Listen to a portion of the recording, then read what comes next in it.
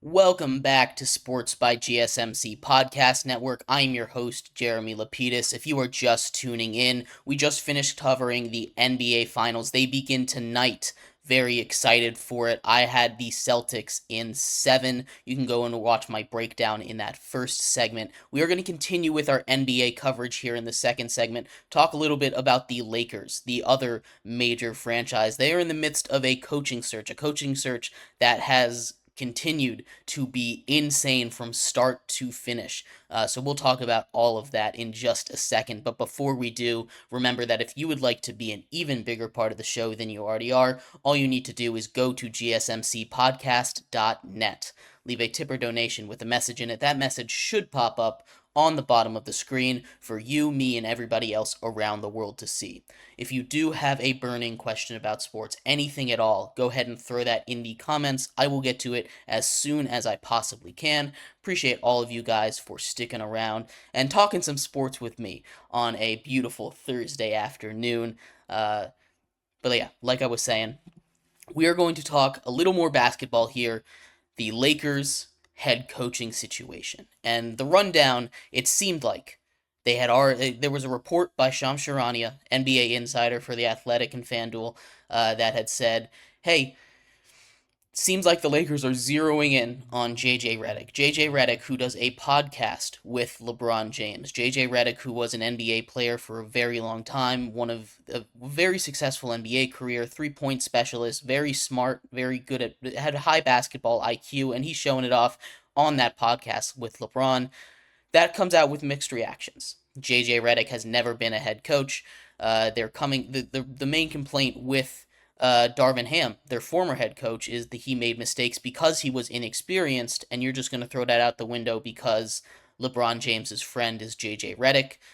We don't know how much LeBron James has a say in coaching. We know that LeBron himself is saying he has none, but if the front office truly believes that, there's no way that JJ Reddick would even make this far into this conversation, to be honest. And I'm a fan of JJ Reddick. I think he could be a good coach. But if he's skipping all the steps, going right to head coach for the Los Angeles Lakers like that, that is a little bit suspicious. I think he has a future in coaching. Absolutely, he's got the mind for it. You see him; he has respect around the league. He's an NBA vet. He knows what he's talking about, and that's really the minimum that you need to be a coach. But I feel like you can't just jump off of the media couch and right into head coach in the NBA for the first time.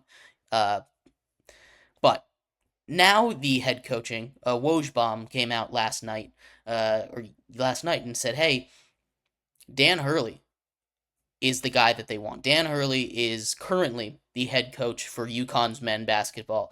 He has taken that program to 2 straight NCAA March Madness championships, something that hasn't been done since the Florida Gators did it back in 04, 05, 05, 06, I forget. It's been a very long time. He is absolutely qualified to be a head coach. It's going to take a lot of money to get him out of UConn. I believe he signed an extension not too long ago for a big bag. But coaching for the Lakers is a big deal. Getting a guy out of a major college program is a huge deal. That is something that can set up your team for success. Now, there is a history of college coaches not always working out. Obviously, the college game is a lot different than the professional game. You know, you have a lot more control in the college locker room. Everything goes through you. You are kind of like a dictator when it comes to professionals, not just basketball, but football and all these other sports as well, where we see this kind of thing. You know, Nick Saban, for instance, didn't work at the NFL level because he wanted to have all the control. So he goes back to college and is the greatest college coach of all time. Now, I'm not saying Dan Hurley's the greatest college coach of all time, but it can be a very similar situation where he's not going to have all that control. And that's something that could be an issue. But Dan Hurley is very well respected. He obviously knows what he's doing. He has continued to not only bring in great talent at UConn, but he's also continued to keep talent. There's some of their best players. They ran it back again last season. They did not too many went to the NBA draft, even though a lot of them would have gone drafted. And the same thing this year. A lot of them committed to stay at UConn rather than go to the draft. And I'm curious. I know a lot of that is because of the coach. Maybe I'm sure some of it is because of NIL money and they know they'll get drafted later, but some of it is because of the coach. And if he ends up leaving, none of this is confirmed. Nothing in the Lakers head coaching search is officially done yet.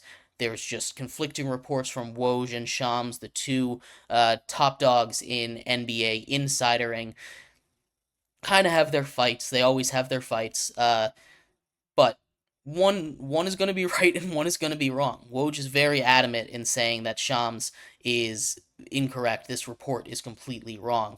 But the Lakers still haven't hired a coach, and if Dan Hurley is actually their guy, which for my money is the better option. Dan Hurley, I believe, would be a better head coach right now than JJ Reddick. And again, nothing against JJ Reddick. I think he could be a great coach, but I don't think he's ready to be an NBA head coach right away yet. I think he needs to get some experience in the coaching field first before he just jumps right up to be a head coach for the Los Angeles Lakers. Dan Hurley, I think, is the better hire, but he's already had people commit to go to UConn for another year. Then UConn has to scramble and get another head coach, and this isn't going to affect UConn too much because they have these guys, and maybe they'll enter the portal, go somewhere else, but it kind of hurts them because maybe they go to the NBA this year instead of staying at college another year, and I'm sure there's more motivations than just the coach. But it's part of it, and I'm sure it's going to take a lot of money to get Dan Hurley out of there because he seems like he really loves coaching at UConn. And I know college coaches saying that they want to stay forever doesn't mean anything.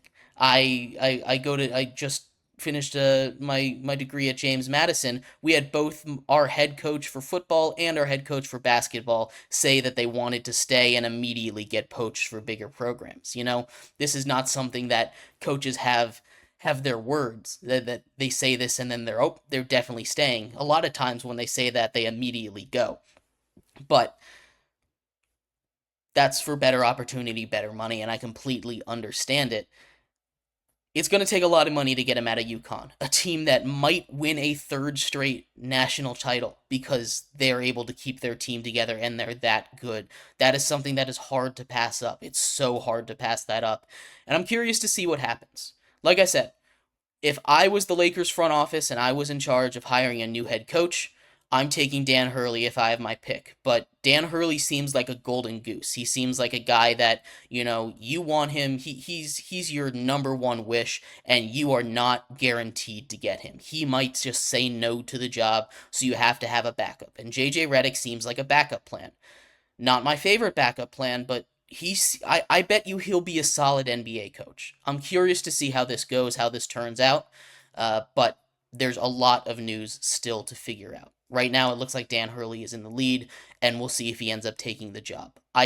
Honestly, I don't think he will. I think he might stay in college and try and go for that three-peat, which is going to be crazy, spurning the Los Angeles Lakers on a head coaching deal. But some guys just want to stay in college, and Dan Hurley says he wants to go to the NBA, but I don't know if this is really the team he wants to do it for. An old team that's kind of falling apart on its last legs. You only really get one shot at it, and you want to make sure that your shot is the best one. But anyway, in our next segment, we're going to move away from NBA coverage. We are going to move into the world of the NFL. We've got a couple big stories coming out of camp. Players are reacting to a potential 18-game season. We'll talk about what guys like Joe Burrow have said about that and what his potential solution is. And then we will talk about the Dolphins and Tua, their situation with their contract, what the Dolphins might do, what they should do, and how that kind of dynamic is playing out right now. So stick around for that. We'll be right back here on Sports by GSMC Podcast Network.